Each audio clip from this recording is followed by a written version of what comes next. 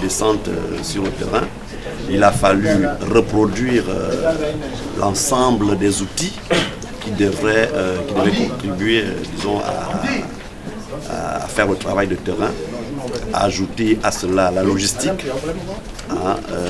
Nous avons eu pour cela l'appui de la Direction générale des statistiques du ministère de l'économie, qui a mis à contribution son expertise en termes de personnel, en termes de moyens logistiques.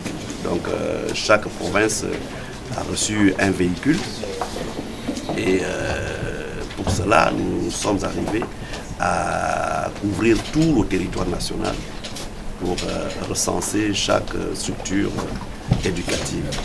Donc au terme de ce processus préliminaire, il a fallu, selon le document projet, il a fallu faire un premier point naturellement aux autorités et aux partenaires qui nous ont appuyés lors de cette étape. Maintenant, nous allons enclencher la deuxième étape qui consiste à l'exploitation des informations recueillies sur le terrain. 83%, il faut préciser que le gap existe dans la province de l'Estuaire et suivi de l'Ogooué-Maritime. Comme vous pouvez le constater, même en termes de démographie, ces provinces généralement représentent plus de 70% de toutes les structures au plan national. Donc vous comprenez que le travail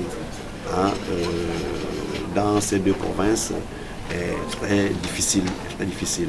Surtout la province de l'Estuaire. Quand nous avions fait les premières tendances, dégager les premières tendances, la province de l'Estuaire va au-delà de 70% de tout le travail. Donc ça veut dire que pour finaliser le travail, s'il y a un gap, naturellement le gap se retrouve dans l'Estuaire.